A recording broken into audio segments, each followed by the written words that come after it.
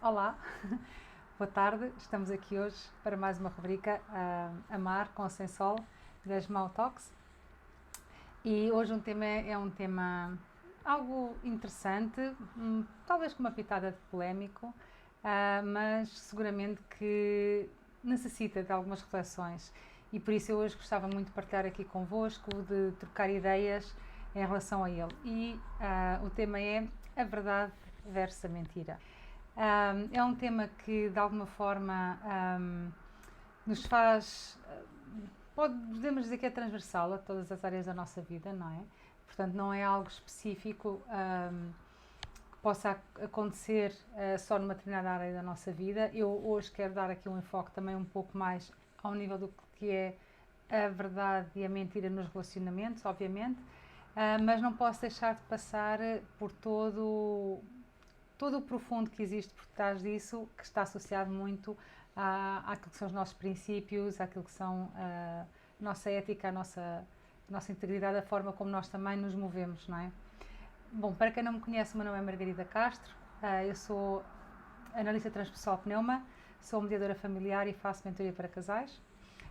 Estou nesta área do desenvolvimento transpessoal e humano há cerca de 17 anos e é uma área que eu considero, não é questão fascinante, mas sim muito necessária para que nós possamos viver uma vida, diríamos assim, com um alinhamento exterior e interior. Então, a verdade e a mentira neste aspecto também é um tema muito importante. É importante que nós possamos falar sobre estes conceitos, que não são só conceitos, obviamente, mas que possamos, de alguma forma, olhar com um olhar mais atento, mais detalhado sobre como é que nós nos movimentamos na verdade e na mentira, para perceber também em termos das consequências que isso cria à nossa vida, não é? Bom, então vamos se calhar começar aqui por refletir sobre a verdade, não é? Porque costuma-se dizer a verdade é relativa, depende da perspectiva de quem a vê. Eu diria que é um sim e um não, não é? Porque, claro, a questão é, quando existe uma visão objetiva da situação panorâmica, em que a pessoa consegue realmente ter uma visão profunda e diríamos assim, com uma claridade extraordinária, diríamos assim, é possível realmente aceder àquilo que é a verdade sobre as coisas. Existe uma, chamamos de assim, verdade absoluta, não é? E que nós, enquanto seres humanos, se calhar realmente temos uma visão muito limitada enquanto a ela. E existe aquilo que nós podemos chamar às vezes estas verdades relativas, que são as verdades para cada pessoa, não é? E segundo aquela história, não sei se vocês conhecem, uma história que se conta realmente em torno a um elefante, em que colocam-se quatro pessoas com os olhos vendados a tocar o elefante, não sabiam que era um elefante, e a descrever como é que era um elefante para elas. Então a pessoa que toca na orelha diz: o elefante é um animal espalmado, estreito. Quem toca na tromba vai dizer: não, o elefante é um animal algo cilíndrico, tem alguns pelos. Quem toca na barriga diz: não, o elefante é um animal redondo, tem uma forma arredondada, não é? E quem toca na pata, pois, vai ter outra forma e vai descrever com as unhas, com a parte dura das unhas, etc. E isto mostra o quê? Mostra também aqui um pouco, às vezes, como nós vemos as situações, não é? Com, diríamos assim, a simbologia dos olhos fechados tem a ver um pouco com a nossa inconsciência no momento, a nossa ignorância. E quando temos os olhos abertos e podemos ver o animal completo, ainda que não possamos ver por 360 graus, mas conseguimos perceber toda a forma, não é? Então podemos ver as coisas mais como elas são.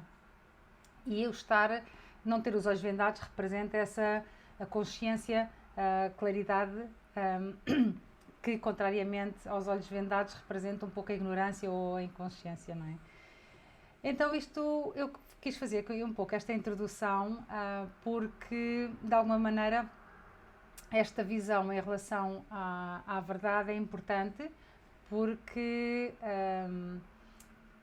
a verdade é algo que é de alguma maneira um ativador, diríamos assim, e um desbloqueador muitas vezes de situações. Quando nós às vezes estamos em situações de confusão mental, não sabemos que caminho tomar, que decisão tomar, e vou partilhar aqui um pouco a minha experiência própria neste sentido, ou a minha própria experiência.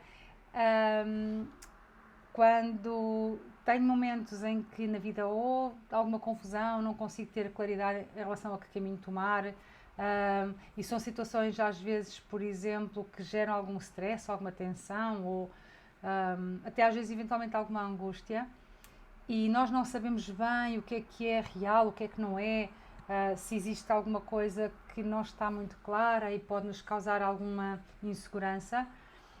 A minha experiência que eu posso partilhar convosco é que quando nós pedimos interiormente e invocamos a verdade para que se manifeste, para que possamos ter claridade, a verdade de alguma forma manifesta-se. É algo que, com autenticidade desde o nosso coração, podemos pedir e ela de alguma forma revela-se, ok? Contrariamente, ou em oposição, a mentira é algo que pode, nos nossos relacionamentos e nós próprios no nosso interior, às vezes podemos atuá-la de uma forma mais consciente ou menos consciente também. O que é que eu quero dizer com isto? Uma pessoa pode mentir voluntariamente ou pode mentir involuntariamente. A mentira significa, obviamente, não dizer a verdade, ou omitir parte da verdade, ou silenciar a verdade. Há muitas formas, algumas muito dissimuladas, ou dizer verdades parciais distorcidas, enfim, ou dar a entender certas coisas que se calhar não se dizem diretamente, mas na realidade está-se a indiciar algo que não é verdade. Então a mentira é algo muito subreptício, não é? Muito subliminar, muitas das vezes. Às vezes também, nós costumamos dizer, a pessoa mente com todos os dentes que tem na boca, não é? Pronto, às vezes aquelas pessoas que realmente é tão visível a mentira e é tão intencional que às vezes até é perceptível pela outra parte, não é? Essa é uma das questões que a mentira tem, é que quem mente normalmente, e principalmente de uma forma até mais consciente, pensa ou supõe, parte do princípio que a outra pessoa não é tão consciente, que não é tão esperta, que não vai perceber. Então, de alguma forma, existe uma, digamos assim, às vezes uma má vontade em relação a outra pessoa, não é? Pronto. Às vezes há quem também minta, as chamadas mentiras piedosas, não é? E portanto essas questões são aqui um bocadinho relativas, eu vou deixar um pouquinho mais para o final da nossa conversa. Eu gostava que vocês, se tiverem aqui algum comentário, alguma pergunta, eu gostava muito de que deixem agora enquanto estão a ouvir o direto ou que deixem depois, está bem? Porque estes temas são muito interessantes e eu trago-os para aqui para que possamos realmente refletir sobre eles, porque na nossa vida estas questões, quando nós não as temos claras e vamos atuando, por exemplo, às vezes a mentira de uma forma involuntária ou inconsciente, ela tem consequências, não é? Pronto, nós às vezes podemos pensar que não, ou não pensamos nisso sequer, mas toda a ação, seja um pensamento, seja uma emoção, seja a ação em si, ela tem consequências na nossa vida. Podem aparecer imediatamente ou podem aparecer mais tarde. Então, é por essa razão que eu trago aqui estes temas às vezes. E na questão, e agora falando aqui um pouco mais em relação aos relacionamentos, o que é que acontece? Quando nós entramos para um relacionamento, não é? No outro dia eu escutava alguém dizer algo muito interessante, comparando até com a Alice no País das Maravilhas. A Alice, quando entra na toca do coelhinho, atrás do coelho, não é? Ela atira-se com os dois pés, ela atira-se completamente, não é? E essa pessoa mencionava esta situação da Alice como aquela pessoa que se entrega à aventura com os seus 100%, não é? De corpo e alma, como se costuma dizer, com toda a sua energia, apostando tudo aquilo que tem e não olhando para trás. E muitas das vezes nos relacionamentos isso não acontece assim, não é? Pronto, principalmente às vezes quando as pessoas não têm tempo de estabelecer uma amizade e por alguma circunstância começam um namoro e rapidamente salto a fase de estabelecer a confiança, porque os relacionamentos acabam por ter 3 fases, não é? Uma primeira fase, a fase da corte, do enamoramento, aquela fase da paixão, como se costuma dizer. Depois uma segunda etapa, aí pelos 2, 5 anos mais ou menos, com algumas ressalvas obviamente, da construção da amizade, da confiança, em que nós vamos perceber se aquela pessoa realmente é aquela pessoa que vai estar mesmo lá para nós, em que sentimos uma grande conexão, afinidade, e acabamos por realmente perceber que aquela pessoa é a pessoa com quem nós queremos viver o resto da nossa vida. Então passamos para a terceira etapa, que é o compromisso. Mas às vezes as circunstâncias da vida fazem com que isso às vezes não aconteça e as pessoas saltam da fase de enamoramento ou da corte para o compromisso e não vivem, não constroem a parte da amizade e da confiança. Então o que acontece muitas das vezes é que entram para o relacionamento, mas um bocadinho assim, diríamos a frio, e um bocado com alguma insegurança, sem ter a certeza absoluta, e então ainda se está naquela etapa que deveria ser a etapa de, bom, vamos lá ver se esta pessoa serve para mim ou não, se vai lá estar para mim ou não, e está-se a fazer o compromisso. Então o que acontece é que a pessoa ainda tem dúvidas, mas já está a fazer um compromisso. Então essas dúvidas fazem com que é como se a pessoa entrasse, digamos assim, com um pé e deixa outro pé fora, não é? Não está com os seus 100%, ou pode estar com 70%, pode estar com 80%, até pode estar com 90%, mas não está com os seus 100%.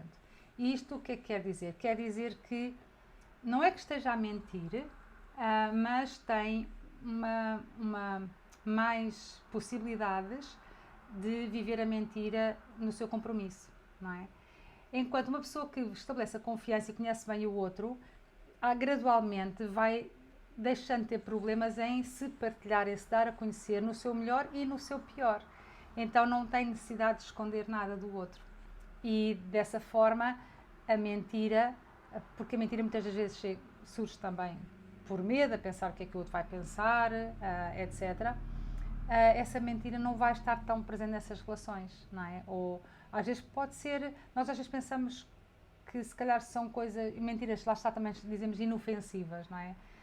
Eu não sei se existem mentiras inofensivas realmente, porque na realidade o que uma mentira, entre aspas, inofensiva tem, por debaixo ou por detrás, oculta muitas outras emoções, sentimentos, pensamentos, que seria importante olhar para eles, não é? Principalmente num relacionamento. Vou-vos dar um exemplo. Um casal que pode estar junto, imaginem, há 3 anos, não é? Viveu aquela fase de grande paixão, etc. Começa a entrar numa fase mais de se conhecer bastante bem, e está-se a aproximar do momento até do compromisso. E um dos membros do casal, por exemplo, de repente conhece alguém, demora mais tempo a falar com essa pessoa, até foi uma pessoa que chamou a atenção, porque é uma pessoa interessante, a conversa foi muito interessante, etc. E quando a pessoa regressa, volta a estar com o companheiro ou com a companheira, eventualmente pensa, vou-lhe contar, mas depois, se calhar, pode ter pensamentos de, se calhar não vai compreender bem, se calhar vai pensar que eu tenho alguma coisa com esta pessoa e afinal não tenho. Já não vale a pena estar a levantar questões, então vou deixar estar. Aparentemente é com boas intenções, não é? Mas na realidade já se está a criar ali algo que é um segredo, não é? Claro que isso eventualmente mais tarde até pode vir ao de cima, ou porque se encontra a pessoa no meio da rua e de repente, então mas onde é que conhecias aquela pessoa, não é? Mas não só por isso, principalmente pela questão da transparência e de compreender mesmo profundamente quais são as implicações disso. E também, obviamente, já para não dizer que nós devemos aprender a colocar-nos nos sapatos do outro, não é? E perceber, ok, se eu não gostava que me fizesse isso, eu também não vou fazer. Já para não falar nisso. Portanto, aqui a questão é nós percebermos os matizes da mentira, porque não é só ocultar a verdade, não é só esconder algo, não é? Na realidade, nós não estamos a transmitir a verdade é algo que aconteceu, não é? E, portanto, devemos olhar para isso com alguma responsabilidade. Porque, de alguma forma, e ao longo do tempo, quando começa a acontecer isto nos casais, a mentir é uma coisa também que é um hábito, ok? Torna-se um hábito, principalmente se a pessoa não sofre logo consequências em relação a ela. Não sofre uma vez a consequência, depois acontece outra vez e continua a não dizer para que é que vale a pena. Depois às vezes já começam as coisas até a tomar proporções maiores. E então agora como é que eu vou dizer? Por exemplo, imaginemos que tínhamos encontrado aquela pessoa e voltamos a encontrá-la casualmente e demoramos imenso tempo a falar com ela, depois acabamos até por tomar já, se calhar, e combinar e tomar algo com a pessoa, ou almoçar ou jantar. E às tantas já não foi só algo casual, mas já foi algo, diríamos assim, programado, não é? E continuamos a ocultar. Então, o que é que se passa aí, não é? Pronto, houve aqui uma transição, que às vezes as coisas vão lá estar crescendo e esta ocultação faz com que se esteja a esconder um segredo e se esteja a criar aqui de alguma forma uma separação, uma divisão daquilo que é o universo do casal, que deve ser uma, diríamos assim, uma bolha fechada quanto a isso, não é? Um casal a partir de certa altura, principalmente, até em teoria deveria ser desde o princípio, deve estar, diríamos assim, numa bolha de proteção em que nada de fora deva interferir, não é? E quando nós, de alguma maneira, abrimos esse espaço a que outra pessoa entre e crie uma situação de segredo, algo de clandestino, não é? Que está ali a acontecer, é como se nós tivéssemos realmente aberto a porta, tivéssemos de alguma maneira traído esse espaço. Portanto, a traição, que entra aqui, que é um tema que eu também quero falar aqui um pouco, não vem só, às vezes, como nós podemos pensar, às vezes lá está, de algum ato sexual com uma pessoa extra a relação, não é? Pode ser algo emocional, pode ser através do pensamento apenas, pode ser nestas pequenas atitudes de simplesmente não contar, não é? Porque é que não se contou? Porque é que se guardou essa situação? Então, no âmbito dos relacionamentos, o dizer a verdade é muito importante, inclusivamente, por exemplo, até a questão, imaginemos até, porque às vezes acontece, não é? Um relacionamento que já tem alguns anos, até pode ter, imaginemos até bastante tempo, e diríamos assim que até a parte da intimidade não é tão fogosa como era ao princípio, já não há aquela chama, como se costuma dizer, e de repente uma das pessoas até conhece alguém que de repente, só por estar com essa pessoa, de repente sente-se mais viva ou mais viva e mais entusiasmada porque sente-se ouvido ou ouvida, enfim. Lá está, se for ocultar isso, é uma coisa. Outra forma de lidar com a questão, se a pessoa está com os dois pés dentro do relacionamento e quer proteger essa bolha, não é? Esse espaço sagrado do casal, o que pode fazer é muito de chegar e ter uma conversa franca e dizer eu sinto que nós já não nos estamos intimamente a conectar tanto, tão bem, estou a sentir que nos falta aqui algo e no outro dia encontrei uma pessoa e estive a falar com ela e sinceramente eu não quero idealizar nada com ninguém porque é contigo que eu quero estar e portanto o que é que vamos poder fazer em relação a esta situação para podermos reavivar aquilo que nós tínhamos, não é? E desta forma está-se a pôr, lá está, outra pessoa, manter outra pessoa fora da bolha e de alguma forma a usar a transparência, a sinceridade, a claridade e ao mesmo tempo a dizer é contigo que eu quero estar, não é? E isso faz toda a diferença porque claro que tem que ser algo que tem que ser dito tem que ser dito com cuidado, com cautela, com muito amor, com carinho e ver bem como dizer, não é? E o momento adequado e a ver até que ponto às vezes as coisas têm que ser avaliadas, não é? Como e quando há que se falar, mas o importante é que não deixar nada como clandestino e neste sentido é que é nós pensarmos se de alguma forma a outra pessoa, por exemplo, se soubesse como é que ela iria se sentir Então essa é um barómetro para nós podermos perceber se aquilo que estávamos a fazer tem, poderá produzir algum inconveniente ou não, não é? Eu vou repetir isto porque não sei se ficou a ideia clara. Se eu faço algo e fico na dúvida, não sei se vale a pena dizer, se não vale a pena, se estou a dar importância demais a isto ou não, até que ponto é que realmente isto tem importância para ter que estar a contar. Se nós pensarmos assim, ok, vamos pensar que a outra pessoa, a minha cara metade, se souber desta situação e eu não lhe tiver dito antes, ela ficaria contente ou não ficaria contente, não é? O que é que ela pensaria? Se não ficasse contente, então se calhar é mesmo algo que nós não devemos fazer, não é? Não devemos abrir esse espaço, não devemos, sim, abrir esse espaço.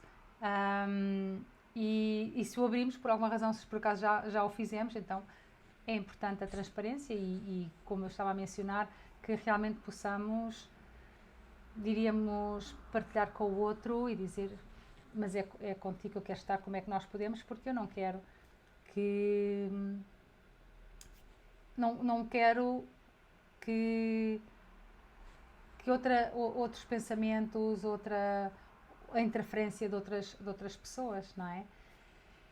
E então aqui o que se vai fazendo é que às vezes a verdade, aparentemente nestas situações, pode ser algo que até podemos pensar que se calhar custa a ouvir, mas é algo que fortalece a relação, não é?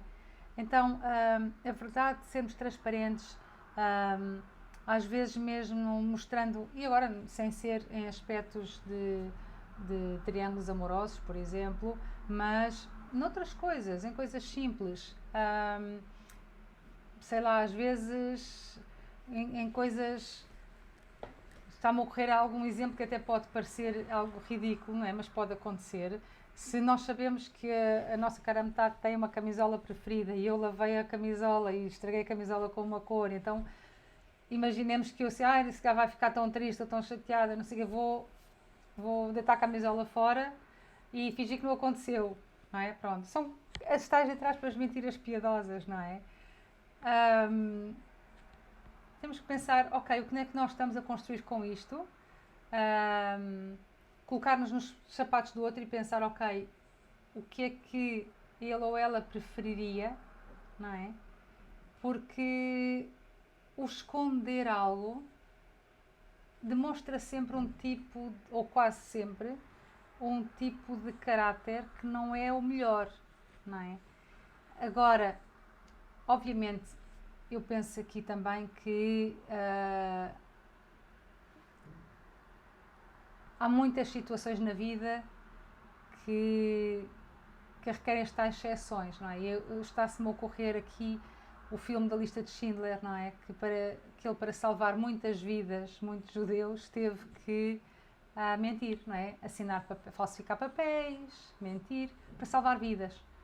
E, portanto, o que acontece aqui também é que nós estamos aqui neste mundo da dualidade, neste mundo onde a verdade e a mentira coabitam, de alguma forma, e existe a maldade, não é? Existem muitas coisas neste nosso sistema, não é? Que não são positivas e são extremamente destruidoras e às vezes, infelizmente, é necessário recorrer quase à mesma não é bem à mesma linguagem, mas quase à mesma linguagem para poder fazer com que a vida, o amor vença, não é? E fazer-se uso, diríamos assim, neste caso concreto era da mentira, mas temos que entender que era uma mentira contra a mentira, porque também, neste caso concreto que eu estava a mencionar, não é, do filme da lista de Schindler, portanto estaríamos a atuar de alguma forma em prol da vida, não é? E, portanto aqui estaríamos a atuar em prol da verdade. Então temos que ver também muito bem, dependendo das circunstâncias da vida, quando utilizar a verdade da melhor forma, da forma mais construtiva, porque às vezes também é certo que a verdade vem e se nós utilizarmos a verdade, diremos assim, sem ser acompanhada do amor e da compreensão, às vezes a verdade pode ter uma intenção de destruir, mas não é a verdade em si, é a intenção por detrás daquilo que usa a verdade, ok? Então, às vezes, temos que pensar em todas estas coisas, porque não é só a verdade em si, ou a mentira, mas é também o sujeito que está a fazer uso dela, ou seja, da palavra, não é? E nesse sujeito é que vai também a intenção, é que está o caráter, não é? E então tudo isso são fatores. Trazendo para o cotidiano e para a nossa vida prática, como é que nós podemos atuar no dia a dia? Então eu diria sempre que o convite primeiro é a autoobservação, que nós nos auto-observemos naquilo que fazemos, naquilo que dizemos, naquilo que pensamos, naquilo que sentimos. Porque muitas das vezes nós podemos estar a fazer uma coisa e lá está a sentir outra. Podemos estar a dizer uma coisa a alguém e estar a pensar outra. E essa dicotomia, essa diferença, de alguma forma desalinha-nos a nós. E nós às vezes fazemos isto de uma forma mecânica, natural, instalada, e não nos damos conta. Mas é importante darmos conta que como é que eu estou a falar com outra pessoa e o que é que eu estou a pensar. Porque às vezes, vocês derem-se conta, nós estamos às vezes a falar com alguém, estamos a pensar no discurso que estamos a ter com a pessoa, mas em paralelo a esse pensamento, a esse discurso, ainda temos outro pensamento, que é, se calhar, por exemplo, o estar a olhar, por exemplo, se calhar de alto a baixo para a pessoa e ao mesmo tempo estar a criticar a roupa que ela está a vestir, enquanto estamos a pensar no discurso que estamos a falar com ela, por exemplo. Então, estes pensamentos em paralelo, não é? Fazem com que nós, de alguma maneira, estejamos a mentir e às vezes estamos até, se calhar, entre aspas, a ser cínicos, porque dentro de nós temos determinados pensamentos, mas não estamos a vocalizar e às vezes nem nos damos conta deles, mas eles estão cá. Então aqui o convite é realmente que nós nos auto-observemos e percebamos onde é que estamos a mentir, onde é que estamos a dizer a verdade. E não quer dizer que se estou a pensar mal da pessoa, que eu tenha que ir dizer só porque é verdade. Não, não é isso. Mas então eu tenho que perceber que a maledicência, que pode não ser verbalizada, mas pode estar a acontecer dentro de nós, é algo que é uma construção que não é positiva, portanto é algo que visa só destruir, não é o dizer mal por dizer mal. Então eu devo começar a fazer um trabalho de poder parar esses pensamentos e não realmente os pensar, não é? Porque de alguma maneira, assim como este foi um pequeno exemplo que eu dei, mas nós na realidade temos muitos pensamentos, muitos filmes mentais, muitos sentimentos, muitas emoções que às vezes estão, diríamos assim, preenchidos de ilusões ou de suposições ou de ilusões e são, ao fim e ao cabo, mentiras, não são verdades. Vou-vos dar outro exemplo. E isso até está muito bem descrito pelos 3 filtros de Sócrates. Vê se eu me recordo de todos, mas Sócrates tinha um discípulo que veio ter com ele e que começou a falar de um outro discípulo e começou a dizer mal desse outro discípulo, o que é que ele estava a fazer, mal, etc. E Sócrates o que lhe disse foi: espera, antes de que comeces, diz-me, isso é necessário? Primeira pergunta. É útil? E se é verdade? Eu penso que eram estas 3. O que importa aqui é que, lá está, se não é verdade, se não é útil, e eu agora não me recordo a terceira, mas não faz sentido dizermos, e nós às vezes gastamos muita energia a falar e a dizer coisas que não são nem necessárias, nem úteis, e muitas vezes às vezes estamos a repetir coisas que não sabemos se são verdade. Então, e isso o que vai fazer? Vai fazer com que, por exemplo, se alguém vem ter connosco e começa a dizer mal de uma pessoa, nós tínhamos uma imagem mental dessa pessoa.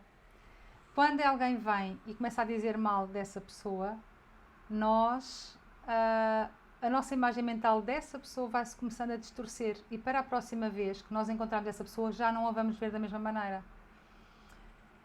Então, trazendo isto para os relacionamentos aqui, por exemplo, eu quando começo a relacionar com alguém, eu vou construindo ao mesmo tempo uma imagem mental dessa pessoa que está presente quando essa pessoa não está. Então, quando eu penso nessa pessoa, vem-me essa imagem mental, não é? Imagina agora uma relação que demora muitos anos, que passa por muitas fases, algumas muito boas, outras muito, muito más. E ao longo desse tempo todo, nós vamos sempre ir movimentando essa imagem mental que nós temos do nosso companheiro ou da nossa companheira, vai-se também alterando ao longo dos anos.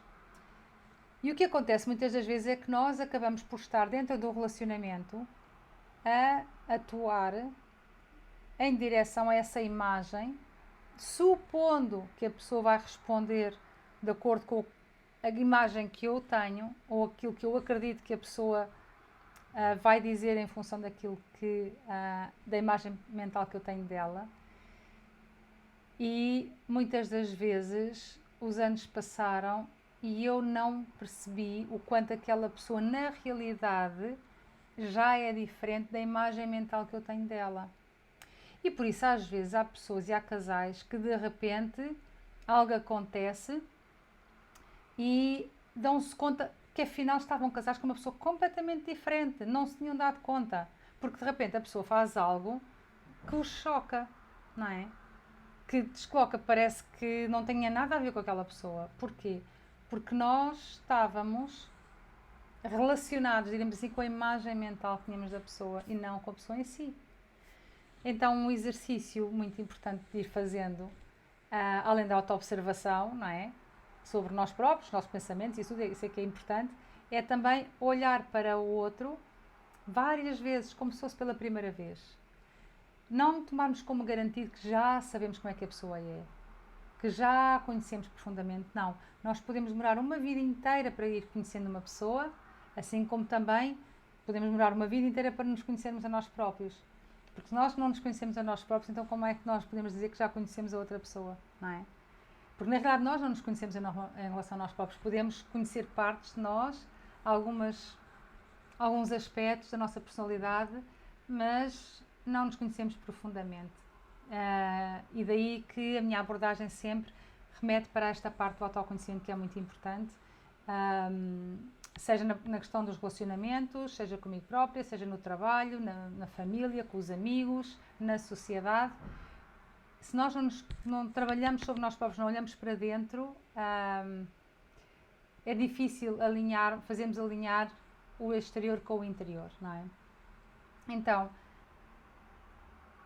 claro, e aí conhecemos a nossa própria verdade, não é? Conhecemos na realidade quem é que nós somos, de onde é que viemos, o que é que estamos aqui a fazer, para onde é que vamos, qual é o propósito da nossa existência. Essas são aquelas verdades que os antigos filósofos sempre procuravam, não é? E que nós quase nos deixamos de questionar. E às vezes estamos tão insatisfeitas ou tão insatisfeitos na vida porque não nos questionamos não nos colocamos estas perguntas, não procuramos as respostas e vamos nos deixando arrastar por este mar, por este rio, esta correnteza do sistema da vida, da velocidade que a vida toma, que parece que nos traga, não é? Nos absorve, nos come. Então nós temos que respirar e olhar para dentro e perceber dentro de nós quais são as nossas verdades, quais são as nossas mentiras, para podermos, claro, ser o mais autênticos possíveis connosco próprios e com os outros, porque, claro, isso é-nos devolvido também, não é? Então hoje era um pouco aquilo que eu queria partilhar convosco, falarmos sobre a verdade, sobre a mentira e considerar, eu deixo aqui esta última reflexão novamente, considerem que a verdade é como uma entidade, como uma energia que tem, eu diria assim, até um espírito quase próprio, que quando a invocamos ela manifesta-se. E então ajuda-nos a olhar para nós, para a nossa própria verdade e para podermos caminhar na vida de acordo com ela. Tenho o meu site que vai passar aqui em baixo, www.margaridacastro.com. Podem me escrever para margarida@margaridacastro.com e podem me encontrar nas redes sociais em @margaridacastromentoria. Até para a semana, um beijinho muito grande, fiquem bem, Namastê.